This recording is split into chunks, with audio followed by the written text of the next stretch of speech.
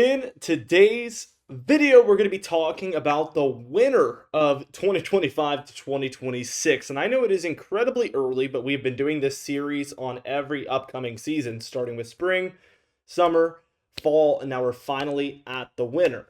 You might be wondering, what is even appropriate to talk about the winter this far out? And I have the answer for you. It is going to be the ENSO, which is a very long-term teleconnection that we look at that typically you can at least get a good idea about a year out. So that is a good one to look at. And it just so happens to be about the most impactful one as well, which is good news because it's going to give us a really good idea of what to expect. And then outside of that, all we're going to do is talk about basically some simple model guidance, which I want you guys to take with a grain of salt. That's mostly for fun. Model guidance this far out is really, really tough to get right. Obviously, it might give us an idea as to what the ENSO will do for the winter and get kind of visualize it for us. But outside of that, we're going to be looking at the past recent years within the last 20 years and just kind of compare the ENSO those years to this year. Also taking a look at something interesting that I want to talk to you guys about later on that I'll reveal later. So everything we're talking about today is very, very simple and surface level stuff. You're probably going to see a ton of dislikes on this video, probably a bunch of negative comments. Totally ignore those. Everything we're discussing today is just to set us up for the coming months where we're going to start to get more in depth, but it's just going to give us an idea as to what the current thinking is. So we're looking at the ENSO first off on this chart, and there's a couple of things I want you guys to know. Obviously, the top side is going to be your El Nino, so warmer temperatures in the ENSO, which is El Nino Southern Oscillation, by the way. Below is going to be La Nina territory. They're totally different, and they bring totally different conditions during the winter. Here's your middle line, and then we have these hashes you can see through there. I'll kind of just dash them a little bit, but we can see those in there, and that's going to be basically anything in between the dashes is going to be a neutral ENSO. Last season, we had mostly a neutral ENSO that turned La Nina at the very, very end. Once we hit an El Nino or La Nina, it typically takes a few weeks for those effects to be felt in the United States. So keep that in mind as well. There is a lag to it. But really, when we look at this chart, most of the models are going to take us into a neutral ENSO once again. They're keeping it within this dashed line. There is about 3 or 4 that go to the top side, which is going to be, again, very weak El Nino. And then there is a more considerable group.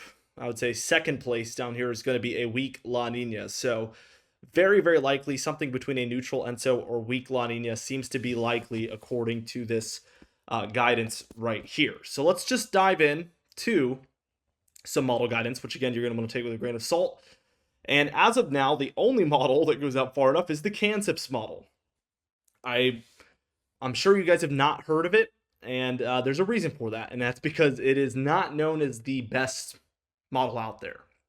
So another reason to take it with a grain of salt, but it is interesting to note that this model does have us in a positive PNA dominated pattern, which is similar to last winter. And this, as a result, basically all that means is warm in the west, by the way, but as a result, this causes the cold to dive into the central and eastern states. And we saw that for a majority of last winter, especially in January. But we also saw that a lot during December and February as well. Just really, really interesting stuff to note. As we just take a look at the precipitation during this time frame, we also see a very dry west, which is going to be indicative of a La Nina, sort of. Typically, the northwest would be a little bit more wet. We're not seeing this here.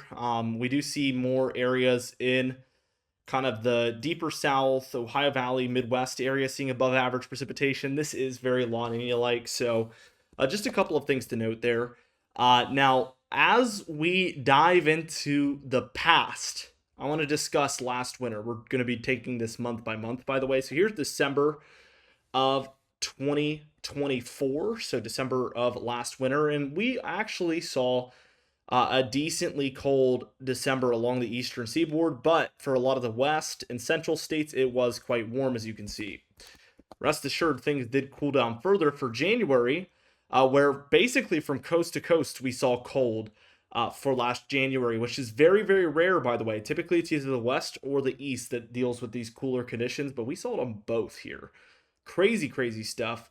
And then here's February, where we started to see the southwest warm up a bit. We saw the southeast get quite warm. And the coldest area was this northwest into the plains here. But really, for the east, a lot of these northern areas, we did see cooler conditions.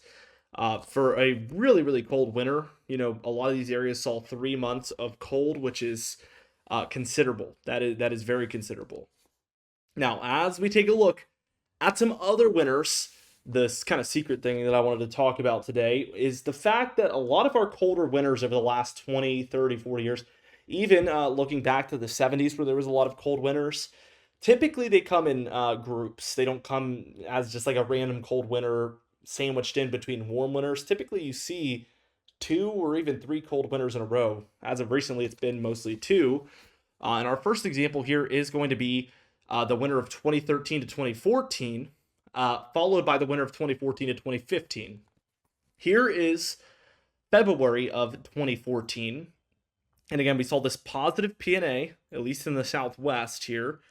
And this forced a lot of this cold air into the plains, into the Midwest, into the Mid-Atlantic. We saw a lot of this cold air moving in towards the east there. Looking at the following winter, I know this is just 1 month, but these winters were cold overall. I can only look at months here on Weather Bell. And, I don't feel like doing that many slides. I don't think you guys are that interested in this. But we do see that this is the following February in 2015. And actually, the second one was even colder. We had this very, very strong positive PNA look and severe cold during this winter, moving into the central and eastern portions of the nation.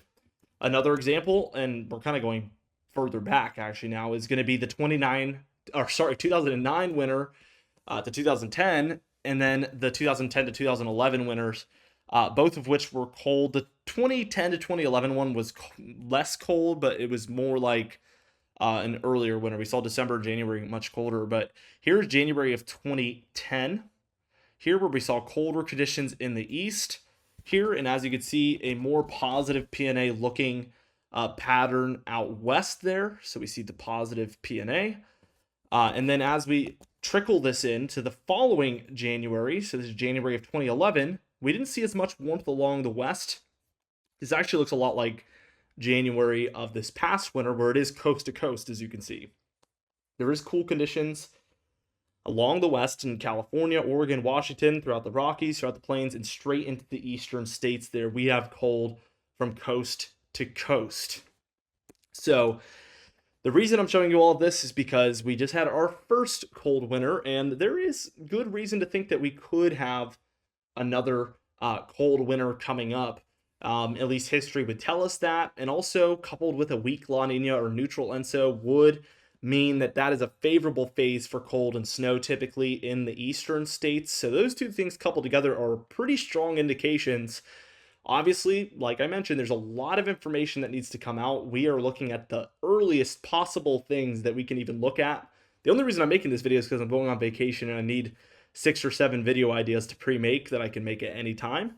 And this is one of the ones. Typically, I wait until maybe the early summer to start talking about winter. Think, June time frame, but there is some information we can go based off of, and here it is, guys. With all that being said, be sure to subscribe. I upload every single day, including when I'm on vacation, and be sure to hit the bell icon for daily notifications when we upload so you never miss one. Be sure to like the video if you did enjoy it, leave a comment down below, and I'll see you guys in the next video.